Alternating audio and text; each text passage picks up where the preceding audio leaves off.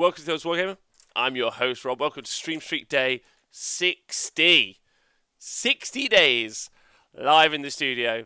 I wouldn't have believed it if you hadn't told me. I've just realised I put this in the wrong place. Hello, everyone. Welcome to the show. I hope you're well. And thanks for joining me today. Today, I am going to be looking at the lists that are going to be used at an event coming up tomorrow. There's a tabletop simulator tournament. I'm just going to do this top button up. I reckon one button up is actually the right way to do this. Looks good. Hey, MJ Pegasus, 6D. That's right, 60, 40k, 60. Hey, Rambo Squirrel, what's going down? Okay, so today we're going to be looking at some lists for a tabletop simulator tournament that's happening this weekend. So it's just going to be me yammering away. So if any of you are bored of listening to my voice, I can understand. But if you're not, I hope you guys are excited about listening to the podcast. If you are listening to the podcast, stay hydrated. And thank you to everyone on the TTS Wargamer Patreon. You guys are the best. Hello, AOS Archie. Yes! How are you, Archie? Oh, I hope you're well. Virulent War Master, Rambo Squirrel, very nice to see you. Yeah, I'm just trying out a bit of green screen. So if you're watching live, just doing a bit of that. Maybe I'll use the green screen tomorrow for the commentary. So I should be doing the commentary with my good friend James Powell tomorrow for the Tabletop Simulator Tournament. Never done that before. It will be a shit show. Please join us live for the whole day. There's going to be a lot of like elongated periods of us saying things like, I think we're trying to log in. But I'm excited to do it anyway. What else can I do with the background? I could just put an image in the background. If you guys, are you more interested in the green screen than you are with the comments? Do you want to see a different background? I guess. What do you want to see? I don't know what you want to see. Let's not get weird and creepy with it. Let's add something. This will be a fun thing to do. Let's do media. Let's do this. And then let's just go and find ourselves the Honest Wargamer intro. I don't know if this has got any audio. Put this just there. And then check this out. Da, da, da. That's fun. Useless, but fun. Right? Great podcasting. Okay, MJ Pegasus, good point. Yeah, let's let's stop that. All right, that would be terrible.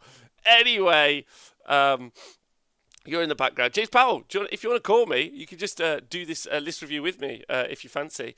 I hadn't planned on like disturbing anyone today. I feel like I've used a lot of my friends and people I know's time doing the podcasting and doing the stream streaks. So today I just thought I'd just nut up and just do it on my Wanza. And me and Mal still haven't decided on my list. Yeah, some people haven't got all the lists in. A big shout out to Adam Mumford, who is organising this tournament that's occurring tomorrow on Tabletop Simulator. We talked about it a bit last time, but there are some show favourites. Aaron Wilson, budtastic guy there, just in the first few lists that we can see. Yeah, give me a call. Call me up, baby. I'll have to input you in to this scene, but we'll do that. Can we have a picture of Nathan on the green screen? Yeah, we can. Not right now. let's not fuck about with that. Hello, James. Thanks for joining us live. Can you hear me? That's the real question. Oh, that's lovely. Hold on, let me just make it so everyone else can hear you. Okay, otherwise it will get super weird and it will just be me talking to myself. There we go. I'll just hide you. Now, no problem. Everyone should be able to hear you right now. Say hello to the crowd. Good afternoon. We're 7 minutes into the afternoon. So, good. Apparently, according to my friend, the Plymouth Troll Slayers, there's even more lists going in now, so I might refresh this page before we crack on any more, if you're all right with that, James. Are you okay?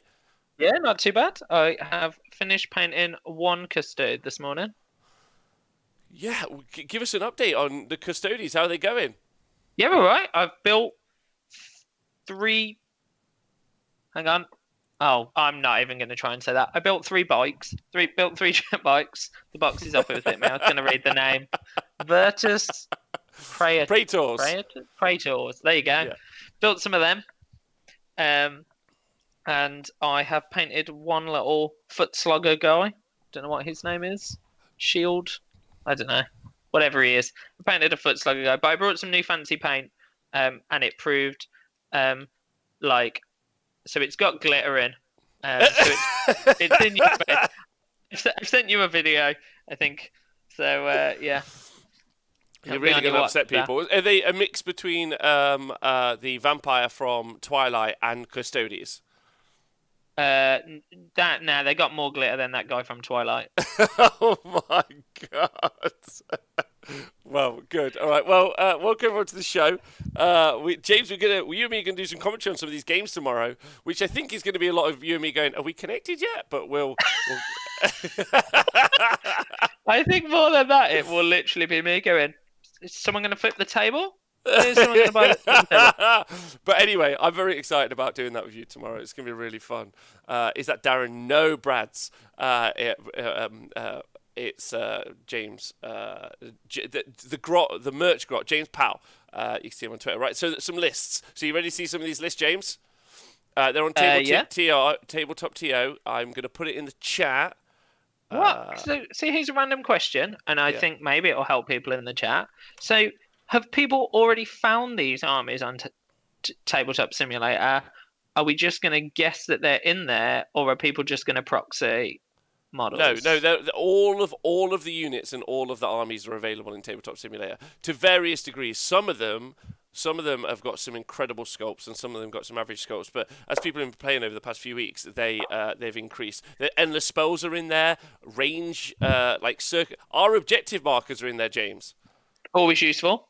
Always useful. Got a little tweet from someone who'd had theirs this morning, and a little sad face because they can't use them because they can't play Warhammer. Oh, that's sad. Hook and Pin says, guys, it's a year this weekend since my first tournament. Well done, Hook and Pin. Big love to you. Oh, I mean, we've only put up with her for a year. Oh no, we put up for longer, but she's been going for a year. Okay, that's fair. Just checking. The Dreadwoods got his this week. Also, big shout out to the Dreadwoods and everyone who's joined us live. You're all fucking great. I can see you all in the chat.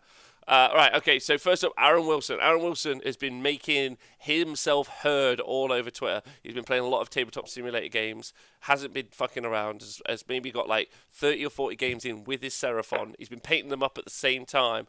So a hot pick for taking out the tournament. Because he is running the Seraphon. He's running Dracothian's Tale, Constellation. He's running Lord Croak, unsurprisingly, Slan Starmaster, and he's the general.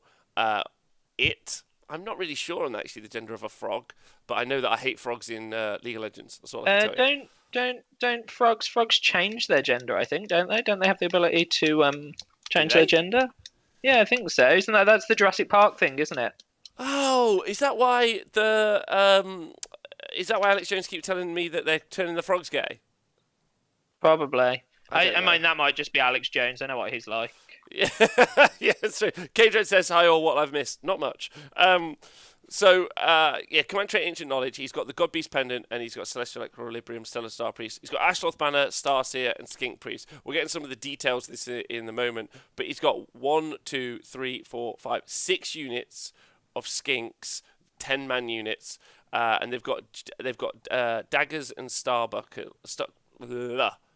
javelins, and then they've got Bucklers of the Stars. Yes, thank you. So he's got javelins on them all instead of blowpipes, which I think is an interesting one. Hey Warhammer Rob, and also Crazy Horse. Thanks for donating 5 gift tier 1 subscriptions. You little angel. I would undo my top button, which is what he wanted to do me yesterday, but it got a bit too sexual, so I'm not going to do that. He was like, undo your top button live. I was like, okay. Anyway, 5 times 10. You should do it. Not doing it. 5 times 10, because I'm wearing my dungarees underneath, and they look ridiculous on stream. I look like a rugrat. That's funny. I would enjoy that. I'm just here to make the show longer. Sorry. It's fine. Seraphon are the new slash. So most importantly, you're going to see this a lot when you play Seraphon. This unit of 5 Saurus Guard. And why are you going to see that? Because oh my God, fucking Anthony, you can't say that. So 5 Saurus Guard are going to be used to tank wounds for either Croak or Slan or both. effectively. So I assume you're going to see a lot of Seraphon lists in the future. This what seems to be a very odd unit of 5 Saurus Guard, but they have a very specific role, which is to take wounds for. And don't forget that's 10 wounds in that unit as well. Then he's got 12 Salamander hunting packs. Don't forget that there's only actually going to be 3 Salamanders in that unit of 12 Salamander hunting pack that you see there. So effectively he's got 6 Salamanders shooting. And then he has got the Belwyn Vortex and the Geminids of Ulguish, and they're both bound to endless spells. So the really scary thing, James, about this, I don't know if you have seen this before, is what Croak will do is he'll set up on top of a Belwyn Vortex, yeah? Then he'll have the Astaroth banner nearby. So what he'll actually be doing is adding 22 inches so he'll be adding 12 inches to his base spell, which is 10-inch range. So that's going to be 22 inches. However, if he does it then through a Star Priest, one of the Skinks, who is 12 inches away, you can be adding another 12 inches to that. So that's a 34-inch range of doing AoE mortal wounds across the board. Sounds nice. Sounds pleasant to be on the receiving end of. It won't be, but it will be fun to see, especially as that's like that tournament kind of manipulation of some of those additional rules that are creating a very strong list. And then backing it up, he's just got some screens effectively with the Skinks, and then a whole bunch of shooting coming out of the Salamanders. So it's a very like castle-y army that's going to shoot forward, but you're going to see that from Seraphon quite a lot, I think. So that is Aaron's list. Alexander Slukar. Let's just go for that. Oh my god, he's running a KO Barak Ziflin list. So he's got a Chemist, Navigator, and he's got the Endrin Master with a dirigible suit. He doesn't say who his general is, but that's fine. And then he's got 3 times 10 Archanaut Company. He's got 3 Endrin Riggers. He's got 20 Gunstruck Thunderers, which are all going to be inside the Archanaut Ironclad. And then he's got the Iron Sky Command, and he's got the Warp Lightning Vortex. So this, James, is like the KO list of people's kind of like, not nightmares, but this is the kind of what a lot of the KO guys think is the pro build. Yeah, the ability to drop down outside of 3 inches and then put an endless spell, which you can't try to unbind, right into the enemy army, and then fire with a bunch of Gunstruck Thunderers. It's pretty much like if there was a copy-paste list at the minute, this is the one, if that makes sense.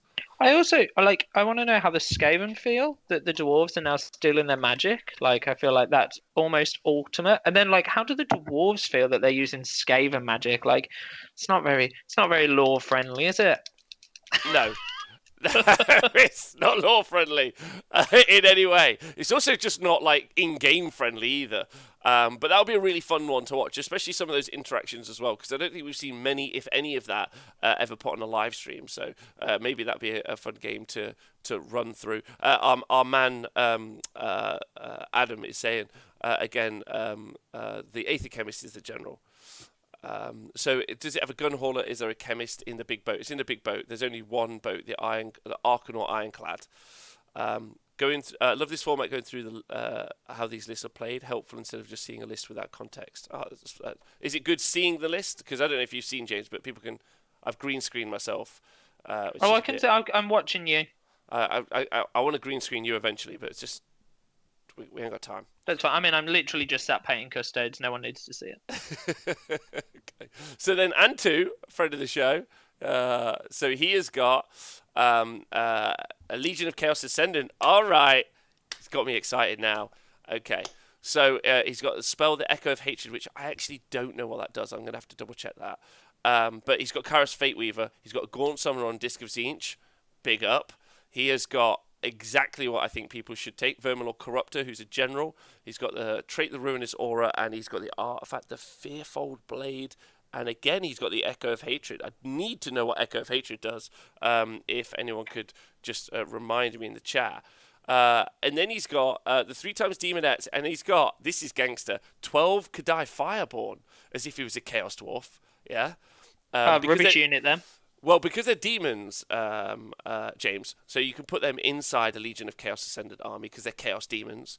And they've got a 5-up ethereal save, effectively, but you can also give them either a 6-up like after damage save, so a DPR save, or you can, if you've got the Ruinous Aura, turn that into a 5-up DPR. So that's really, like, they're very tanky at that stage. He's also got the Warp Lightning Vortex, he's also got the Umbral Spell Portal, and he's also got the Dark Fire Demon Rift. So he's got a lot of wizards, so he's going to put down 10 pink horrors to go hold objectives. He's got 3 lots of 10 Demonettes for screens. He's going to be able to do spells through the Spell Portal, and he's also going to be able to drop that Warp Lightning Vortex on his enemy as well. So it's pretty decent, right? Yeah, Demonettes are super fast too, because they can always run and charge, can't they? So he's got some mobility around the board. Yeah. Big shout out to Anton in the chat, who said that this list has been made by Bill Sousa. So is that okay? Yeah, that makes it better.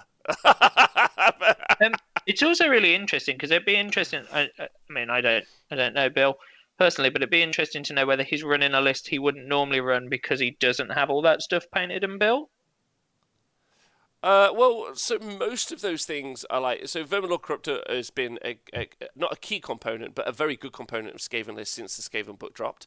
Fate Weaver's always been great. Gaunt Summoner on Disc is obviously like really ramped up now, but was at one point a really good unit in a different way for a different reason. And the Kadai Fireborn, I think, is the interesting choice. That's an expensive unit to purchase financially. Yeah, I mean, only idiots would have brought loads of them, right? Yeah, only idiot Chaos Dwarf players would have done those. But it's a really great list. I also see my friend Bill is in the chat, and it's Death Frenzy. So Echo of Hatred, that's amazing. Stick on those Kadai Fireborn. They're also on 40 mil bases, James, so it takes up a huge volume of the board. They can run and charge, that's on their War Scroll. Yeah, they've got low leadership, that's a bit of an issue. In some cases if you lose a lot, but in this situation the plan, I imagine, is to use them a bit like a really old school version of Flesh Eater Courts, where you used to put a load of ghouls forward and you used to have a load of Vargeists behind them, and basically you would just tank all the damage. You would replace the Vargeists, not the Vargeists, sorry, the ghouls. So it's a big screen, and so it's kind of a castle where the magic is going to do the damage over the top, and then the front line is going to be the Kadai, I think. It'd be yeah, it's interesting as well, isn't it? Like some of those decisions on rules, like demon made of fire, incarnate, bit not very brave. No, not brave. Yeah, it's actually one of the lowest leadership demons in the game. It's super weird. Like, I'm a demon of fire. I've got flaming axes for hands, but if you kill one of my friends, I might leave. Not cool with that. Yeah. Get a bit scared. Yeah, but that's a really great. I actually, when I first did the review show for the Legion of Chaos Ascendant, I hadn't actually even fucking twigged. And it takes someone like Bill, who has this entire list painted, FYI. Yeah, all those people who look to those niche. Those niche kind of like picks. And seeing as I ran the unit and I'd forgotten that it was a Chaos Demon, I was like, what? But that's a cool pick, especially with Death Frenzy on them. And Kairos is also going to be able to make them automatically run that 6 if they ever want to. I mean, you could do that with the CP. But you can do some cool stuff with Kairos as well, because he can choose a dice every turn. So it's a really fun list. I think this is one I'd like to see played, to be honest. Cool list. Well done to Antu and to Bill. Next up, Benjamin Crow's not going to list in, but that's fine. This is going to take his time. Benji, let's see what Benji's running. He's running OCR Bone Reapers, a Petrifex Elite with Catacross, Soul Mason, and he has got 60 Mortek Guard. He's got 5 Kavalos Death Riders, and he's got 2 Mortek Crawlers. So a pretty standard list. It's great. Those Crawlers are either going to do the job or they're not. And investing in 2 is pretty cool. Sometimes you only see the 1. But 2, I think, gives him that redundancy to make things effective. It's a lot of 3+ armor saves to get through there. Talking about those Kadai, who I was a massive fan of using on my Chaos Dwarves, but they've got no rend. Yeah, so a 3-up rerollable save is fucking awful to punch through in that situation. So I'm not a fan of that. But this is a cool list. We've seen Catacross before, stealing CP like he does. That Soul Mason is going to be even tougher because he's got the Godbone armor.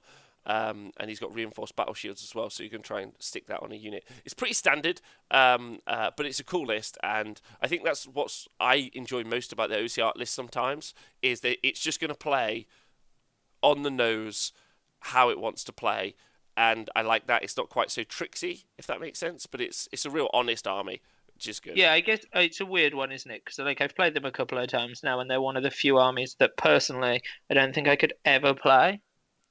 Oh, really? Like I just think they're boring. Like no offense to anyone that plays them, it's just a personal opinion. Like it's not like my hatred of boring old corn. We'll ignore that. It is literally like they're just one of those armies that I look at and I just think, well, Yeah, no, it's not for me. Do you know what I mean? Like certain armies, isn't it? It's not for me. I hear you. Hobby Hobo, you gorgeous fucking man. Anders Sluka is running. If you want to go check it out, again, I'll just link the tournament to you guys, so you guys can go and check it yourselves if you want. Let me just go get that back. Right, Budtastic guy.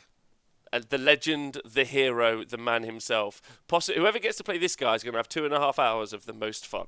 Yeah, he's a little sweetheart and an angel. So he's running Gloomspite Gitz from the mortal realm of Ak Shui. That's not how you say it. Anyway, he's got Scragrot, who's the general, Loon Boss of Mangler Squig with a Thermal Rider cloak.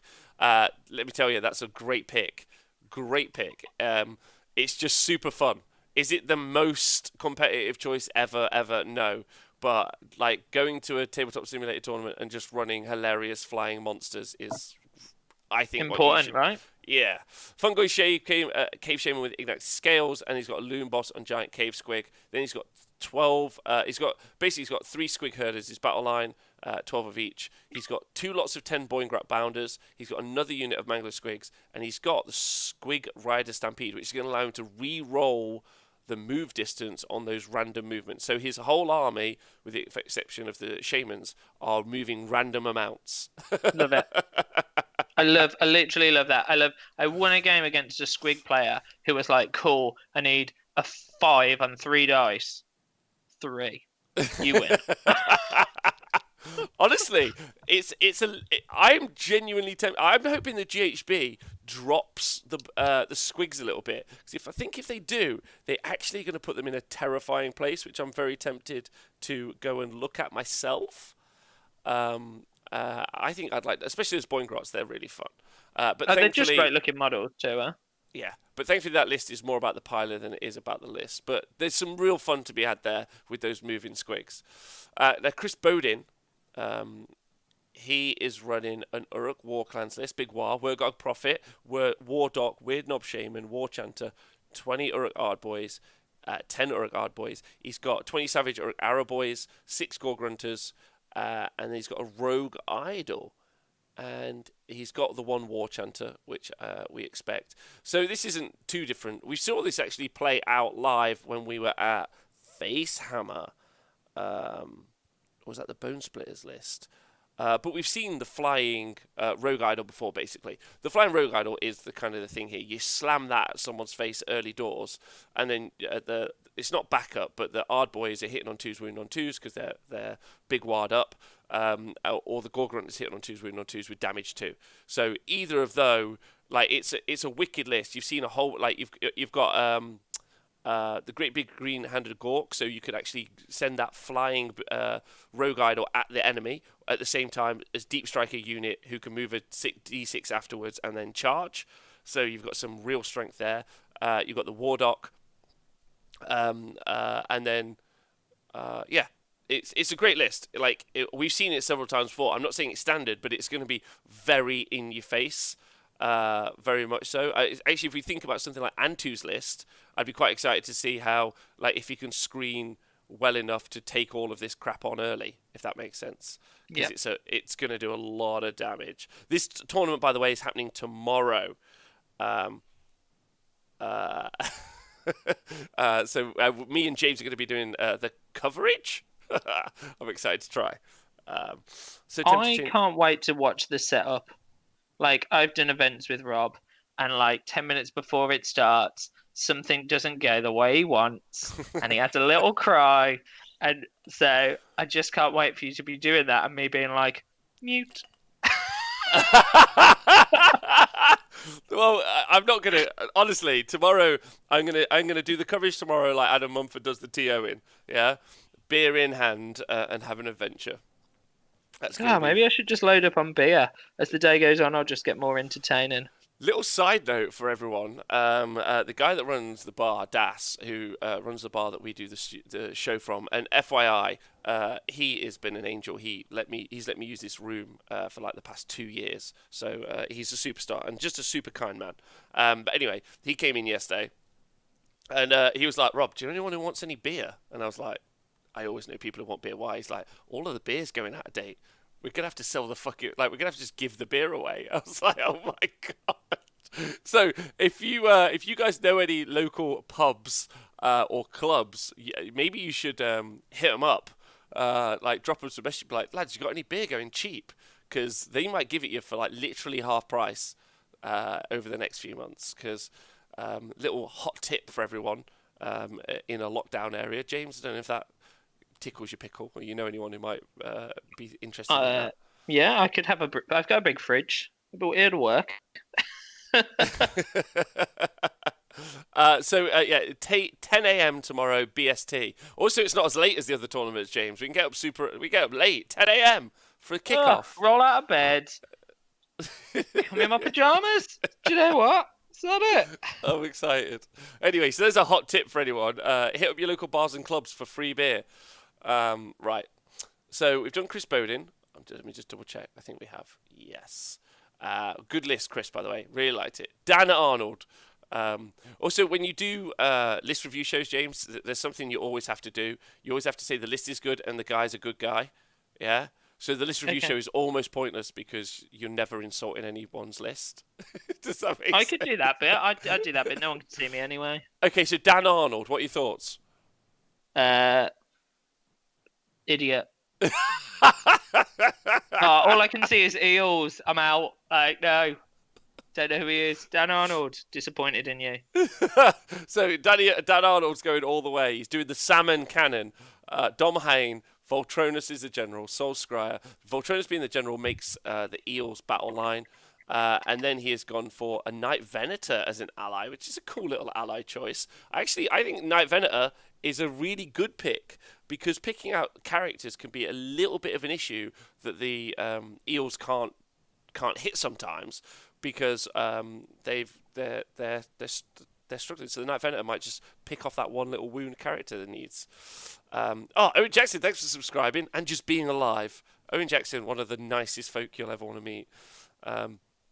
You need to slag them off for playing Seraphon. No problem, Malakry. I'm on it. Yeah. Tukey Tristan says the one thing about Canadians doing the lockdown well is no free beers. But in England, beers for days. All the days. All the days. So he has got 6 Morsar Guard and then 1, 2, 3, 4, 5 units of 3 Morsar Guard and 2 units of what are called defensive eels. So there's a Keelian Ishline Guard, which is cool. Holding objectives, being defensive. It's a good list. We don't generally... you don't generally tend to see the Achillean Guard included, so I'd be interested to see why Dan decided to do it. But the Knight Venator is a genuinely cool pick in what is otherwise an incredibly boring army. But fun great to list, play. great guy. Yeah, great list, great guy. Great list, great guy. So Darin hasn't put his list in, so just great guy. But he's from Finland, so maybe he's not up yet. I don't know how time zones work. So I hadn't even thought about like how people from all around the world are going to be playing in this, right? Yeah, man. Well, Bud, who's playing, is getting up at 4 a.m. to play because he's based in Canada. That's some Warhammer dedication. Yeah. Oh my God, it's Lackey playing. Oh my God, Lackey's over here in Australia. He hasn't put his list in yet, but that's fine. Great guy though, right? Well, Ellis Priestley is a great guy. Loves a bit of Star Wars Legion, Ellis Priestley. He also likes making concept armies, or as I like to call them, ghosts. He did a Wanderer's army once, which genuinely was... Like, he shouldn't be allowed to... if you're listening, you know you shouldn't be allowed to play it. It's bang out of order. Anyway. The start time in Australia is around 6 p.m. So some people are going to be playing through till the morning, if that makes sense. Anyway, so he's got a safe start in this army. He's got Ravagers. James, are you excited? I love Ravagers. I'm going to judge this list. Oh, and he got the dinosaur guy. He has Great Chaos Lord choice. and Karkadrak. He's got Mark of High Favour and Slanesh. He's got Gaunt Summoner on Disc Zinch. He's got Ignex's Scales and the Mask of Darkness. And he's got the Blue Scribes, able to automatically cast a spell, which is a big deal. And then he's got, oh my god, he has got, this is gangster, 1, 2, 3, 4, 5, 6, 7, 8 Chaos Chariots in the Runebringer Warband. This is a great list. This is great. I don't know why he chose Ravagers. Because he's just doing it. Because he's just doing mortal wounds, and Ravages is going to get him the 10 more dudes, right? But he can only bring 10 on each turn, so each hero can only do it once. So he's only going to get 20. Oh no, 30. Sorry, I missed the Blue Scribes. Blue Scribes are allies, so they won't be able to do it. Oh. Yeah, but this is what's really fun about this is you remember, oh, you might not, I think I was rocking around days 20 to 35 in the lockdown. I was talking a lot about movement based damage. We had Owen on the show to talk about impact hits. Obviously, this is what this does. It just does mortal wounds as it hits. Yeah. Okay. Yep. Right, just loads and loads of mortal wounds, and to make sure he doesn't get one turned Alfred. Yeah. There is the 18. There's Untamed Beasts. Untamed Beasts, who I actually haven't been able to find on Tabletop Simulator. So if he's found them, that's good. But this is a great list, by the way. Really fun. All Marcus Slanesh. He's also got the Darkfire Demon Rift, and he's got the Chronomantic Cogs. So they're going to be more faster. So they're going to be going super fast, doing impact hits when they hit you. And the Darkfire Demon Rift is going to be causing mortal wounds. It's just, and it's so cool. It's a cool list. It's got the Karkadrak, Chariots. This is fucking. I'm gonna watch. Let's watch this list. This will be really fun. Yeah, and I love that Karkadrak. But I won't even get to see it because they'll be on TTS. Sad. You will. There'll Sad. be a picture.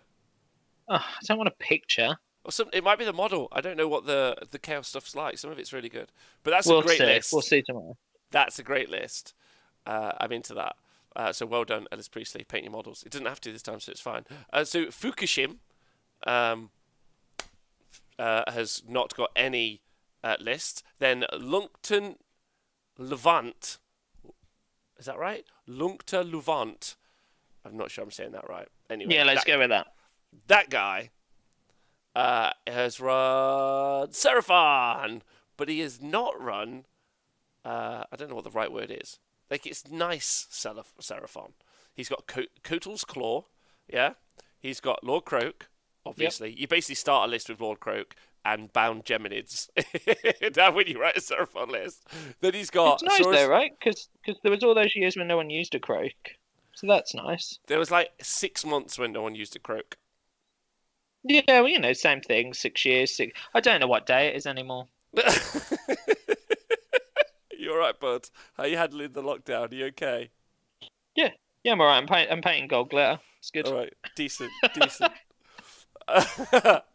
So he's got Alastor Barnabearer with Ignex's Scales. A lot of people running Ignex's Scales at the minute. I wonder where that's been picked up. Anyway, he's got an Old Blood on Carnosaur, and he's got Dominant Predator and the Eviscerating Blade, and he's got Skink Star Priest with Hand of Glory. He's got 40 Saurus Warriors, 2 lots of 10 Saurus Warriors, and then he has got 2 lots of 10 Chameleon Skinks, which is super cool as a choice. And he's got the Sunclaw Temple Host, which I'll have to go and double check what that does tomorrow. And he's got Balewind Vortex, Bound Geminids, and Quicksilver Swords. Bound Quicksilver Swords is incredibly good, actually, thinking about it in Seraphon. Because not only does it not bother you, because it's bound and only you can move it, it's also so good in the anti-chaos matchup. Anyway, you can just stick it right next to their unit and just be a dick. It's like so good, actually. Those poor Chariot. Yeah. Haley Bromley, by the way. Tristan, I see you. Owen, Moon Tyrannid, thanks for being here. So there are no Saurus Knights. There are just Saurus Warriors. Sorry again. So 2 lots of 10 Saurus Warriors and those 40 Saurus Warriors in Kotal's Claw. So a really good list. Great guy. That's all I got for you. Great guy, good list. It's good that Seraphon.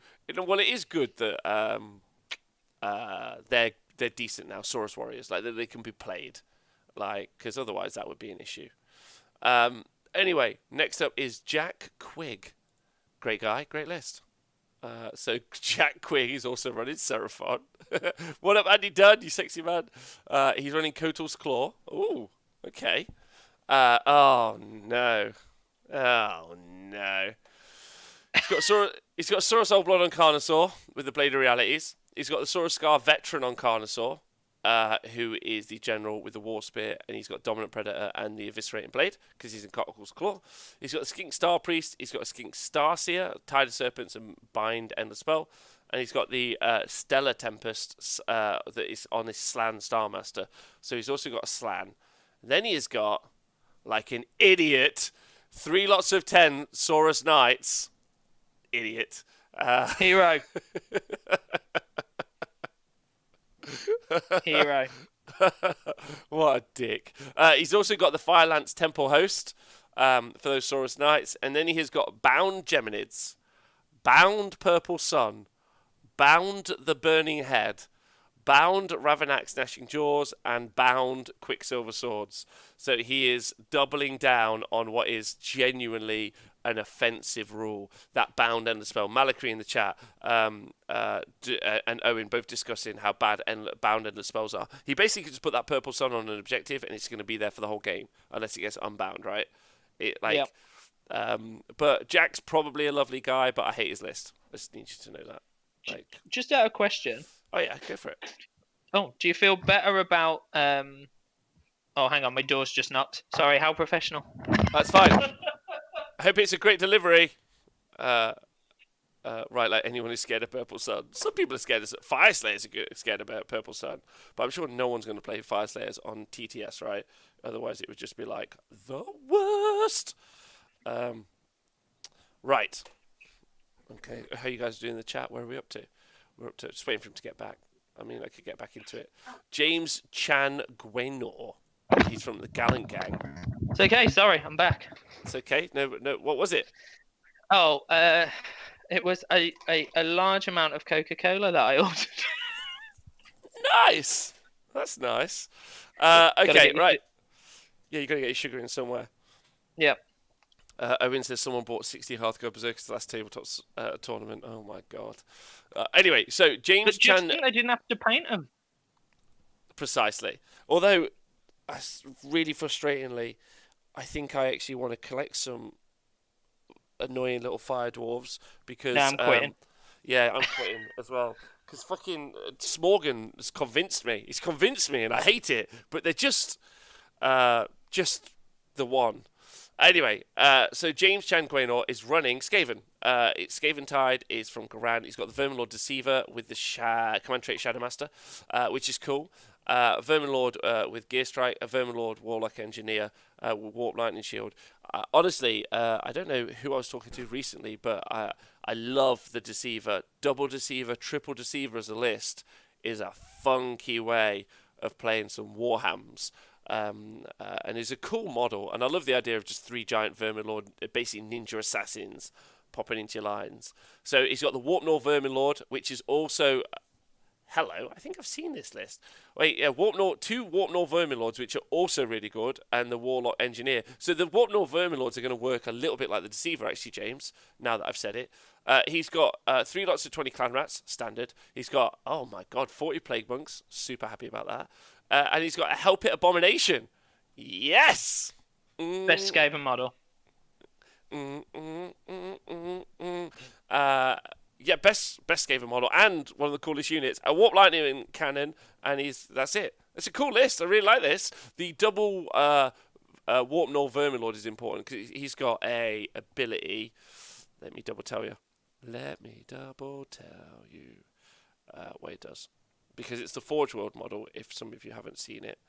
Oh, it's got another Death Frenzy, I think, hasn't it? Yes, but it's also got a teleport-ish ability. Let me just find it for you. It does... I only know because Miles was running it at one point. Toriel Black, I didn't cover any Grey Water yet. So far, I haven't seen any Grey Water lists. So 12 wounds with a 4-up save is what this bad boy has. But he's got Realm Guide. Instead of setting this model up on the battlefield, you can place the model to one side and say that it's moving through the cracks in reality. If you do so, the end of your movement phase, set this model up wholly within 6 inches of a gnaw hole and more than 9 inches away from any models. This counts as its move. Any units moving through the cracks in reality are not set up before the start of the 4th round are destroyed. They're cool little models and units. So it's a great Vermin Lord. Double that up, 2 of those plus the Deceiver. He's also got a damage 5 weapon. Am I right in thinking that? Let me just remember off the top of my head. Damage 5, 4 attacks, so potentially 20 damage coming out of those 2 guys, which is pretty scary, right? Hello. Hello. Oh. Expect more of that coverage tomorrow. Hello. Are you... So that's a great list, great guy. James Chan. That's a cool Skaven list, though, from the Gallant Gang. So, Jonathan Byrne from Warhammer Philip. Warhammer right. Philip? Oh, my God. Grey Water of Fastness. Here we are. Yeah. So he has got... so he's running a 6 Sigmar army from Grey Water Fastness. He's named his characters. Important. Jonathan Byrne is now top of the pile. Congratulations. So he's got Lady Miska Galewalker, the Whisperer, who is a Lord Aquila, who's the general who's got the Gulmir Ranger and the artifact, the Master of Ivetti's Magnificent Macroscope. First time. I'd just like you to know I nailed that first time. It's an interesting item name. It is. He's also got Wizard Queen Shivenya Heartseeker, who's a sorceress, with the artifact, the Steam Piston Plate Mail, Law of Smog, the Descending Ash Cloud. He's got Rune Lord Crag Flame Rune, who's a Rune Lord, and Cogsmith Maegrim Ironband, who's a Cogsmith. And then he has got 2 Dreadspear Battleline units, I'm not reading it out now, 23 Guild Handgunners, and another 23 Guild Guard with Halberds. He's got 6 Vanguard Raptors with Hurricane Crossbows. I don't think I've ever read that out live on air. And he's got 3 Gyrocopters. He's got 3 Hellblaster Volley Guns, and he's got the Grey Water Artillery Company. He's also got Soul Screen Bridge and the Suffocating Gravetide. Brilliant. What a cool list.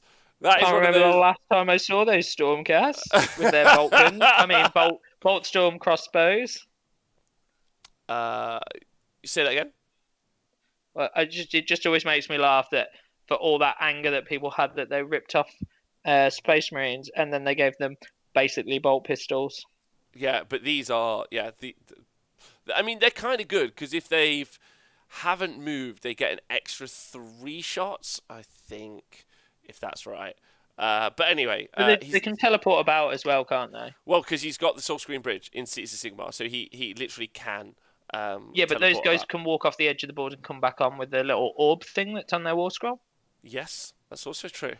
I hadn't even realised that because obviously no one's seen those in a while. That's a fun list, Jonathan Byrne. Big fan. Fun list. Really fun. That would look super cool. So he's going to remove the save of a unit through the portal, says Owen. Has he got the portal? Did I miss that? No, he hasn't got the portal. He's got Soul Screen Bridge and Suffocating Gravetide. So no portal in the list. So he's just going to teleport over and do his shooting. Owen's just dropped a tier.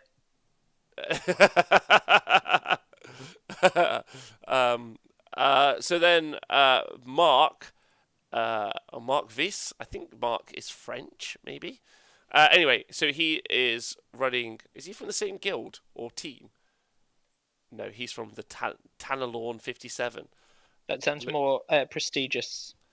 He is. So he is running a Stormcast Eternals army. He's got Lord Celestin on Star Drake, Drake Sworn Templar. I haven't read any more, James, but I expect Lord Croak to be an ally.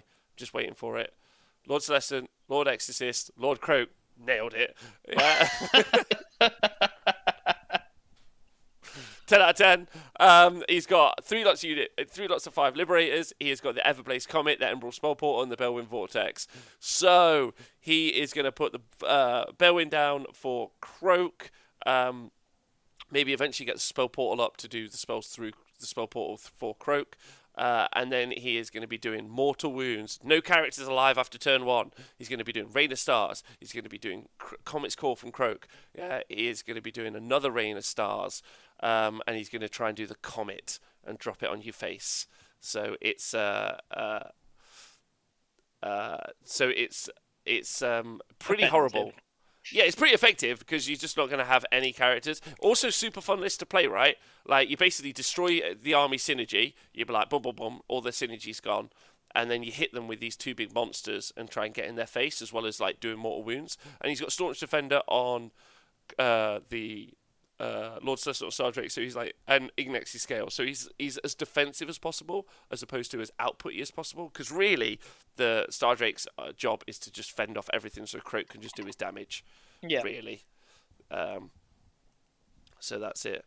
Anyway, it's a cool list. Great guy, great list. The Bridge Burners. I like also his team name, the Bridge Burners. That's fun. Burning bridges. Yeah. Next up is Math Mallow. He's not from a guild. He's a lone wolf. Oh my god. Sylvaneth. Okay. Oh, so he's lost. Carry on. So he's running Sylvaneth. He's running Lariel, a branch witch. Lariel, by the way, 60 points cheaper than Teclis. Arguably not quite as good as Teclis. What do you want about? She's got a beetle. She has got a beetle, that's true. That's Nice true. to face. That's what you're paying for. And he is going to Best Sports Award, call it now. Yeah, let's go. I like that the Sylvaneth players have become kind of the Iron Jaws of 2020. You know, back in the day when someone was running Iron Jaws, you were just like, you'd see it for a laugh, aren't you? They'd be like, fucking love shouting war. And now, it's flipped around. And she is pretty. Hook and pin, you're right, Lariel. So, Branch Wraith with Acorn of the Ages and Verdur's Harmony and Arch Revenant, of course. 30 Dryads, 5 units of Tree Revenants, which is a cool pick because they kind of work a little like Henry and Heartrenders do. Not quite the same as Shadow Warriors, but, you know, you're going to try and hit those characters at the back, which is cool. And, you know, I think there's some argument nowadays for maybe 10 Tree Revenants. You want something that can kill Croak. So maybe like slip something in that can just get into those back lines and deal with it. Maybe, but probably not. 6 Colonel Hunters with... Tillysaurus Guard take all the wounds. Oh my god. 6 Colonel Hunters with great swords for some reason. Oh my god. I get super triggered by great swords, FYI. Because they're so good. They're just like, why? Anyway. God, I miss list shows, says Tristan. Okay. Then he's got battalions. He's got Outcast Battalion because he's in Dreadwood. So, he's also got the Spike Swarm Hive and an extra CP. So he's going to be using the Arch Revenant's command ability and then throwing LR. So he's got like three threats. He's got Lariel, Dryads, and the Hunters. But again, I guess he's got the mobility on Lariel being in the list, which is really positive. The other mobility is always going to come from the trees, and it's whether or not he's going to be able to get those trees on the board, I guess. But making his drop slow with the battalion might make that so it's more realistic. So, OJ, Dryads are not a threat. They once were a threat. They can kill 10 dudes, I think. What do you say, James? I was just thinking then, like, getting trees on the board might be harder when there's a Croak on a Bowwind unbinding on like plus 32. That is true. That is true. But also the teleport, as Halalex is saying, that is in here because it's Dreadwood, is CP dependent. So it's not too much. It should happen basically. And I also like that you spend the extra CP to make sure that does, because obviously in a world where Catacross is around stealing your CP, you want to make sure you're actually doing that thing. So he starts with 2 command points, so some teleports are available. So the teleports mean he might not need the trees. But I think he'll run out of CP fairly sharpish. I don't know. Yeah. Anyway, it's cool, and it'll be fun to see the Sylvaneth try super hard. So good luck. Math Mallow is... Other armies are available. Yeah. Wow. Matthew Goldersberg has got a very strong list name. Capturing objectives is for simps. Lord Croak 2020. Jesus. Oh my god, this is such a cunty list.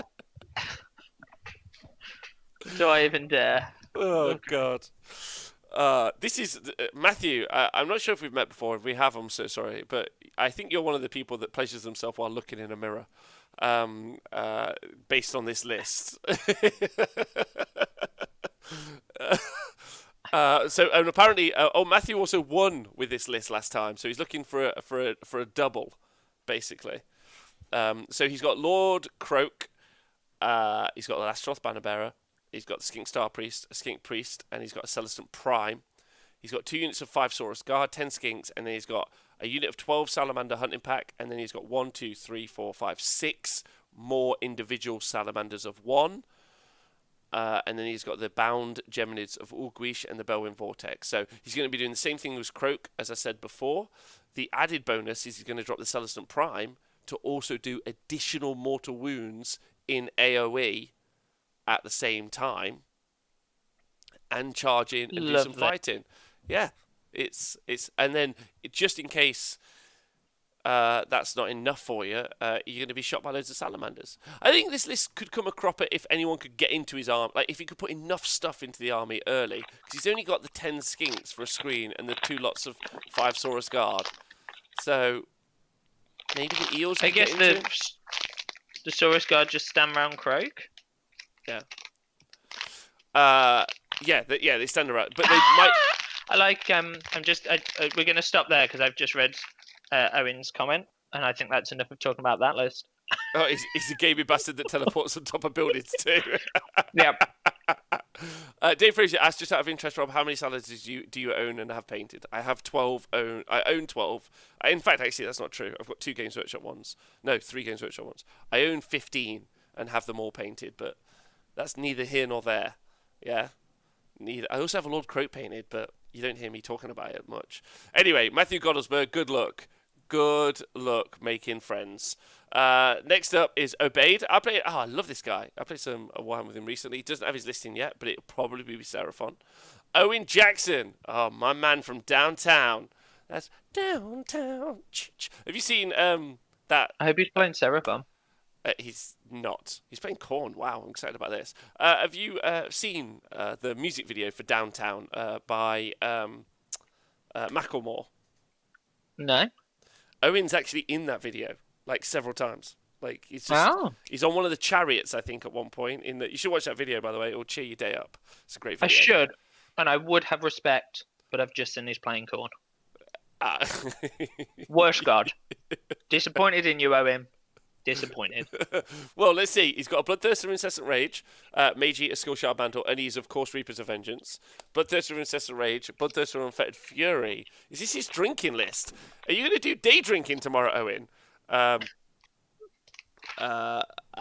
then Slaughter Priest, Bloodsecrator, and Bellicor. Okay. Tyrants of Blood, Chaos Marauders times 20, 2 lots of 20 Blood Reavers, and he's got a Chaos War Shrine. Chaos War Shrine, is that going to affect it's going to affect the Marauders, but I don't think it affects... Battle Shock. But it doesn't affect the Bloodthirsters, I don't think. Yeah, I think if they're Khorne and it takes Mark of Khorne, I can't see what its mark is, but it can pray, I think. It is the Mark of Khorne. I hadn't realised that they could affect the Bloodthirsters, actually. That's interesting. So I think it affects... Hang on. I should know because I absolutely love that model. I think it's one of the best things in the Chaos book. What? The War Shrine. Okay. Yeah, no, the War Shrine's really, really good. But I love the inclusion of Bellicor, who's obviously meant to shut Croak down. Yeah? Yep. Yeah. No to you, Croak. Which I think is interesting. It's just giving me an idea, actually. Some anti-Croak tech. So try. I found the rules. So if it preys on Khorne, they can reroll charge rolls for the unit until the next hero phase, and if it is Khorne, it can reroll hits for attacks made with melee weapons until the next hero phase. Okay, I'm just replying to something. All right. Okay. Mortal units only. So won't be the demons. Thank you. Yeah, I didn't think it could.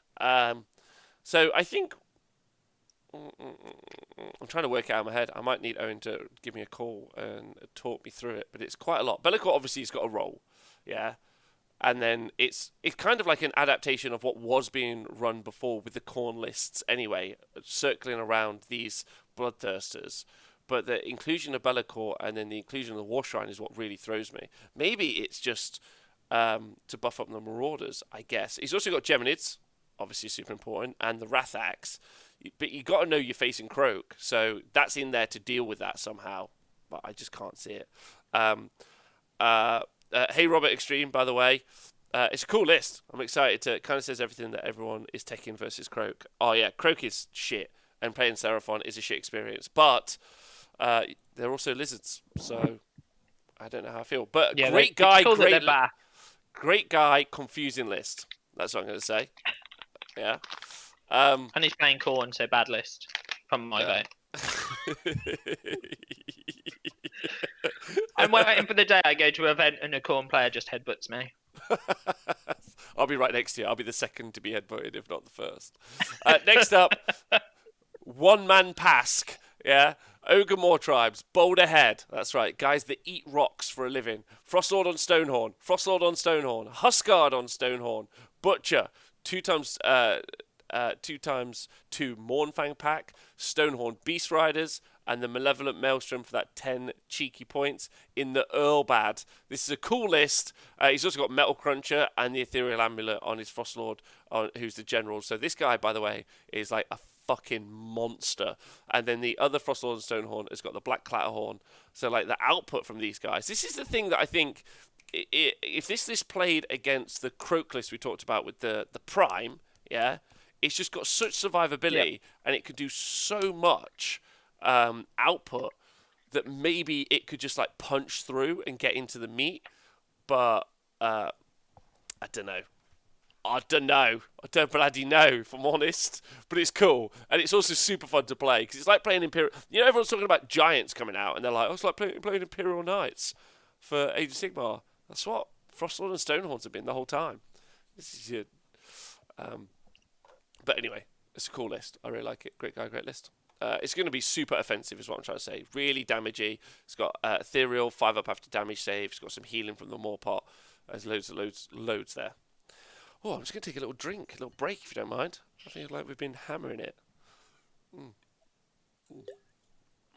Toriel Black reckons he's going to shoot 54 shots into Croak turn 1. He's going to kill that dead mummy. Maybe. And then Angor says if the shooting from each monster can remove a skink screen, you're in for a good time.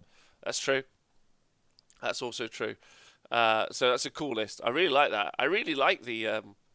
Ogre Moor Tribes into Seraphon build, actually, because I think that they could just put so much on the front line early that they might be able to overwhelm. Maybe. Maybe.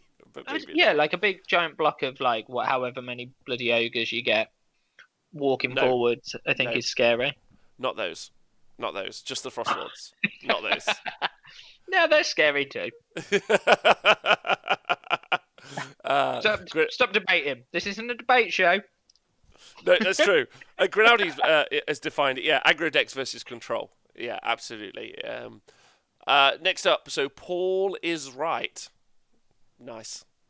Is running Deepkin from Futhwan. He's got Tidecaster, who's the general. He's got 3x10 Namati Thralls, 3 Aether Wings, 10 Shadow Warriors are allies, another 10 Shadow Warriors as allies, and then he's got all Eels, a 6, and then 5 threes, or 6 threes, 5, 1, 2, 3, 4, 5, 5 threes of Eels. So pretty much what, obviously everything is based around these Eels and the deep striking, but the Shadow Warriors are cool because they could pick out some characters, Aether Wings to stop a bit of charging in there. It's a cool little list. It's a little bit different, but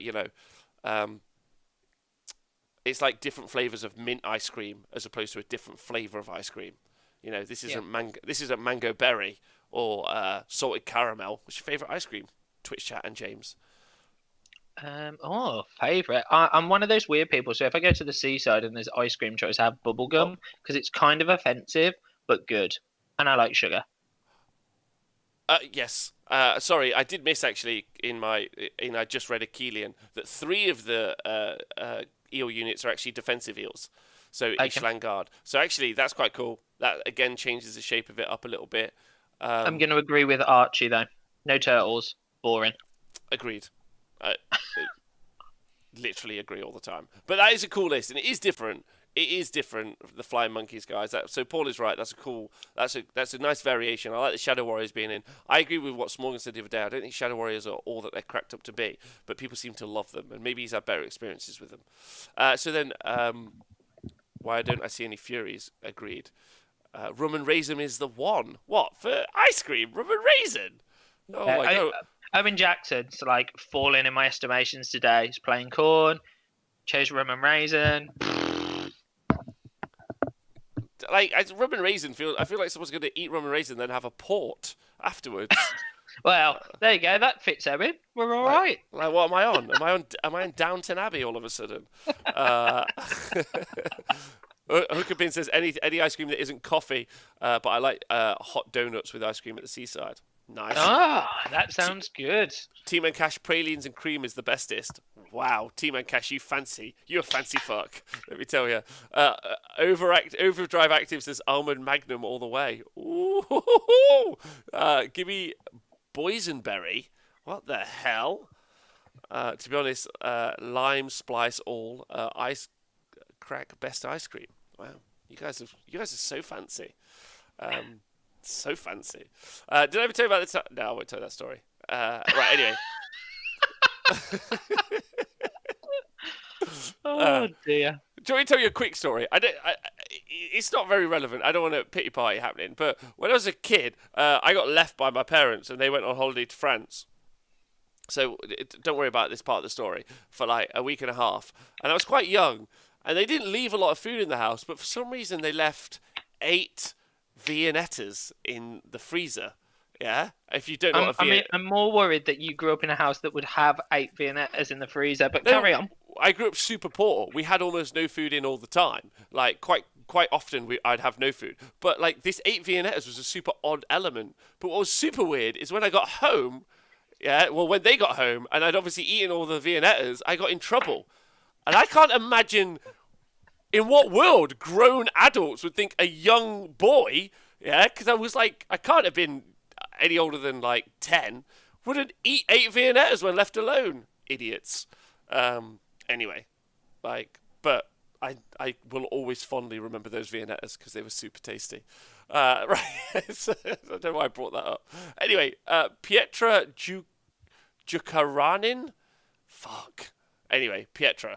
Has got Skaven Tide. He's got Thanquol on Bone Ripper. He's got 4 Warp Fire projectors. So Thanquol on Bone Ripper, by the way, will smash through some Mortek Guard. Smash through them. He's also got Skit Leap, a Verminal Warp Seer with Master of Magic and the Suspicious Stone, Verminal Deceiver, Warlock Bombardier. I really like this list. 3 lots of 20 Clan Rats. I like the Deceiver in there because that's just really, really cool. Then he's got 10 Giselles. Oh, no, sorry. 3 Giselles, I think, is Warlock Giselles. That's maybe 3 or 6. No, I think that's 3 Giselles. Warlock Lightning Vortex is Geminids and Soul Snare Shackles. So, and the Bombardier. Fairly simple list, but a cool list all the same. I really like this. Yeah, I still think there's some really good, interesting, like, Skaven's one of those books, isn't it, that's still got just so many models that they kept, that there's some interesting lists to be had in it. It's such a good book. It's such a good book. The Deceiver's awesome. Thanquol's awesome. The Giselles are cool. Honestly, just it's got better as time's gone on, I think, because it's not as quite as like horrible. Right, so great guy, great list, by the way, Petra. Stephen follows. All right, okay. He is running Big War, Heesh, Weird Knob, War Chanter, which is, I like seeing double War Chanter. Just the one War Chanter makes me scared that one War Chanter is going to get killed. Then he's got 15 Ard Boys, 6 Gore Grunters, and he's got 2x5 Ard Boys, and they're obviously Ard Fist and Iron Fist. So we've seen this taken quite a few times, but one of the cool bits is the Luminary Rod artifact, which he's going to be able to use at any point in the game. Luminary Rod needs a... See that, War Master? Needs an FAQ, but you can use it at any point in the game, James, basically, and that means you can do some janky shit.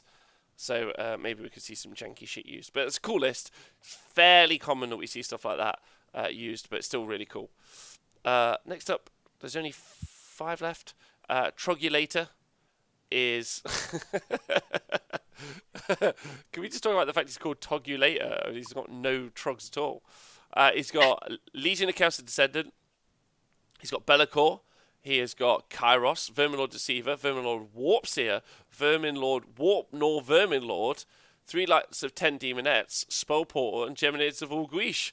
Hello, sister. So these are in the Legion of Chaos Descendants. So Be'lakor working with Fate Weaver, working with the Deceiver, working with the Warpseer, working with the Warp nor Verminlord is super sweet. They've that's really just hanging fun. out and being friends.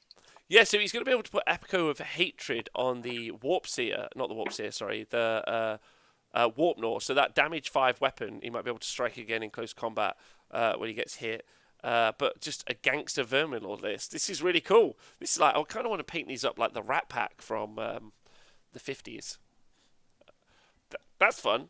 That's really fun. I like that. I'm into that. As never... what is this list? Tank Pasque. So the Legion of Chaos Ascendant allows you to take Chaos Demons, keyword Chaos Demons in the list. And so the Verminlords are Chaos Demons. So he's taken the Be'lakor element and some of the other Verminlords, which most of the quality about Verminlords are inside their own War Scroll. So you don't need to take... And you don't get almost any allegiance abilities, really, for being Skaven, truthfully. So they're really good inside something else. So it's quite a cool pick, to be honest. But yeah, Kairos has a target on his head. That's a good point. Kill him and there's 0 summoning happening as well. So then Tom Bell from the Scribes of War. Don't know that club. Don't know those guys. But if anything, I feel like it's probably completely run by Miles Hewitt. So the big War, he's got a Mega Boss and War Crusher. He's got an Ardfist War Chanter. He's got a normal War Chanter. He's got a Weird Knob Shaman. He's got 2 lots of 15 Uruk Ard Boys, 30 Savage Uruk Arrow Boys, 2 lots of 5 Uruk Ard Boys, and the Ardfist. I think we saw Little Chris and Big Chris over from Northern Ireland running this army last year from Tom Bell. You know Tom Bell. Yes, James. yes, What I do. What do you think of him as a gamer? Well, I've known Tom for 3 years, Okay.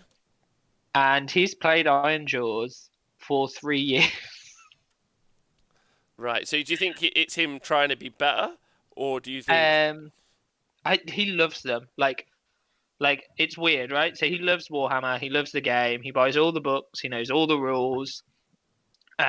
He lives and breathes Warhammer, but he just loves Iron Jaws.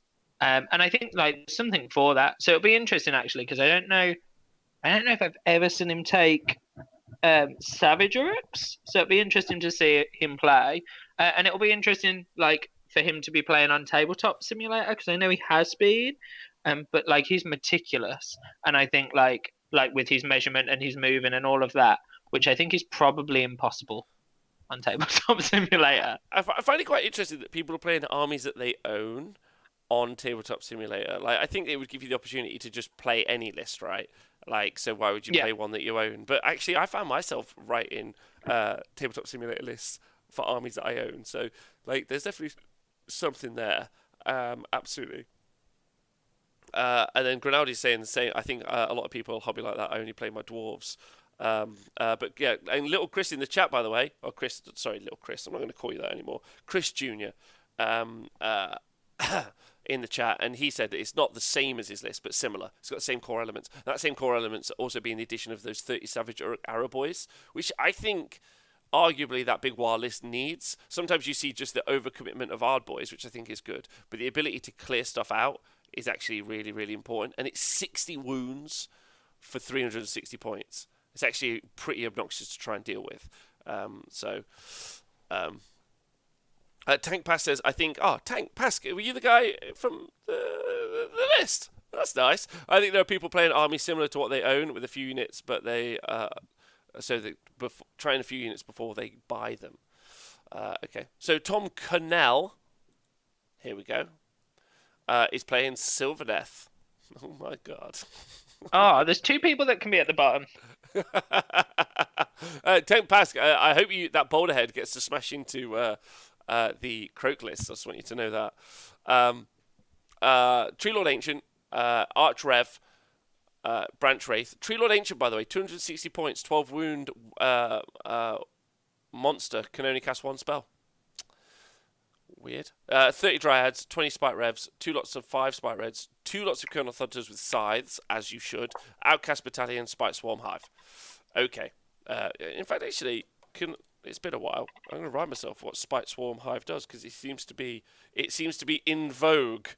It's the one where you get defensive or movement, is it? Heal or move. Deploys by your units. Yes.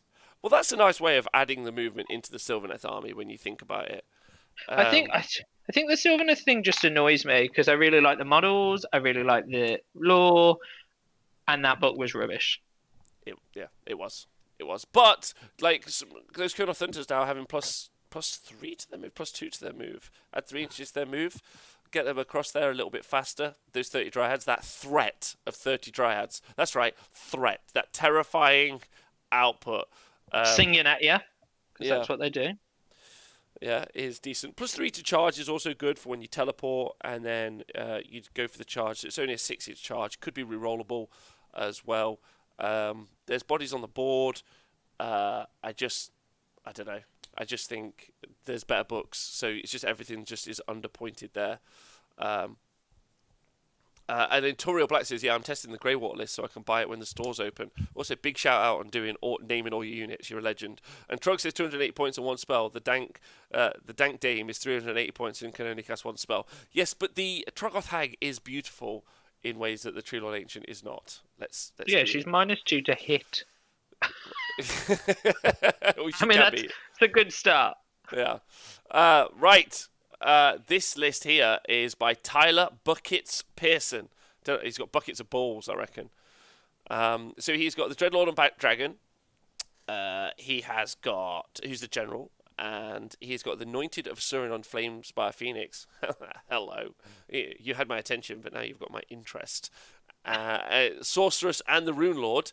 And he's got 30 Dark Shards, which is interesting. 3 Drakespawn Chariots.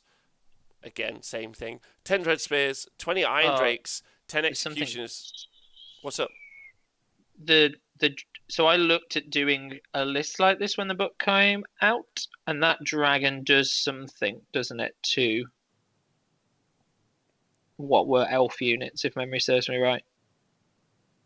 What's the question? Oh, no question. I'm like kind of half talking to myself. Oh. And also at you. No, I was just trying to remember what the dragon buffs, what were dark elf units, I think, right? Yes.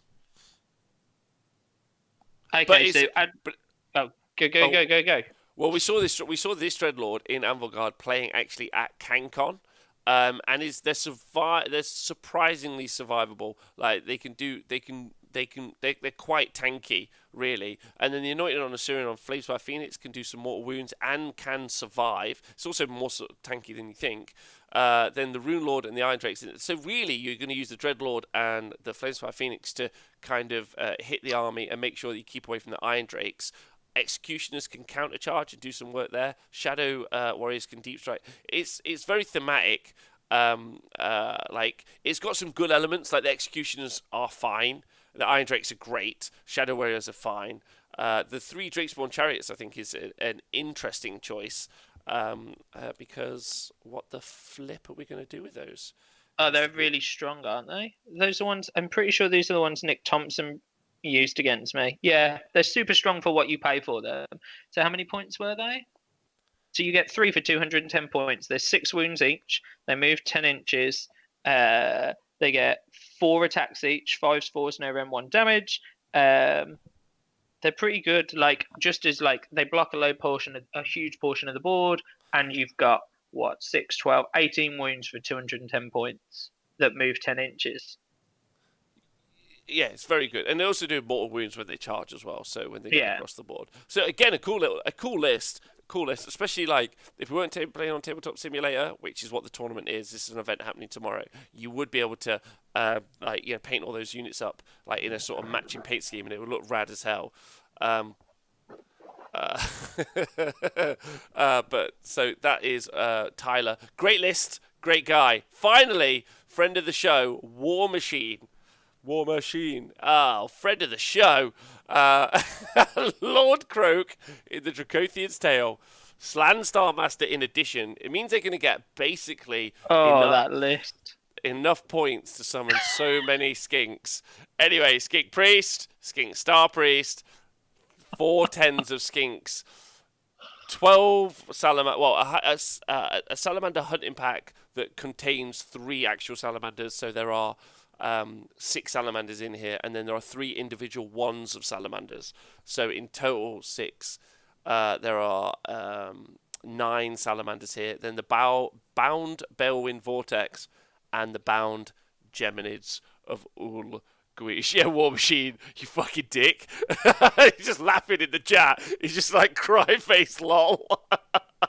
I no longer a friend of a show, War Machine. That one.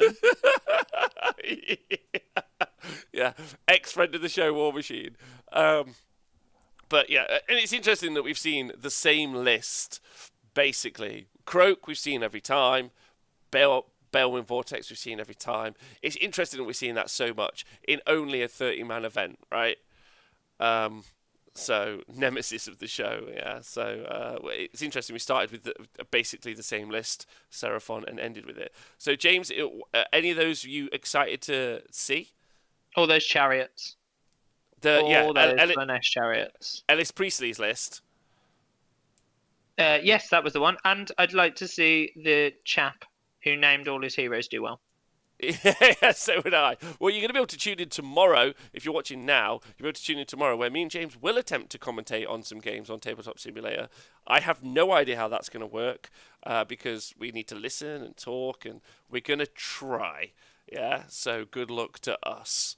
It's going to be an interesting day. So join in tomorrow, 10 a.m. BST time on the Honest Wargamer channel. It's going to be, if nothing else, we're going to get real close at some units, maybe make up some names for some units ourselves, James. I feel like it's going to be that Lovo game all over again. We'll just start talking about the artillery crew. Yeah. I'm just gonna spend the whole time being like, in a minute someone's gonna flip a table. If no one's played Tabletop Simulator, that makes no sense. And hope that they've locked that button, because if they put me in commentary and the game's end, I'm just gonna flip the tables.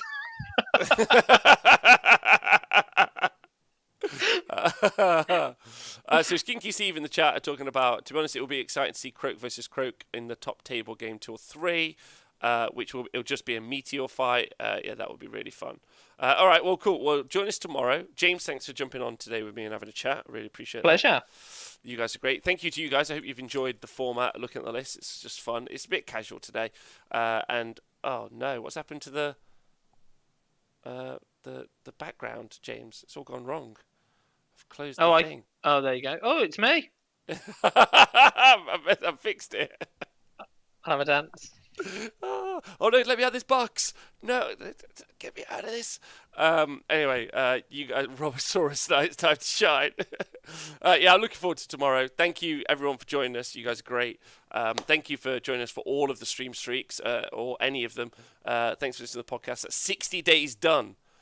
Tomorrow, obviously, the stream streak will be the live stream of the event, if that makes sense. So join us for that. You guys are wonderful. Thanks for being here. Couldn't do it without you. James, thank you so much. You're an angel. Thank you to everyone on this one game of Patreon. Couldn't do it without you. See you guys tomorrow.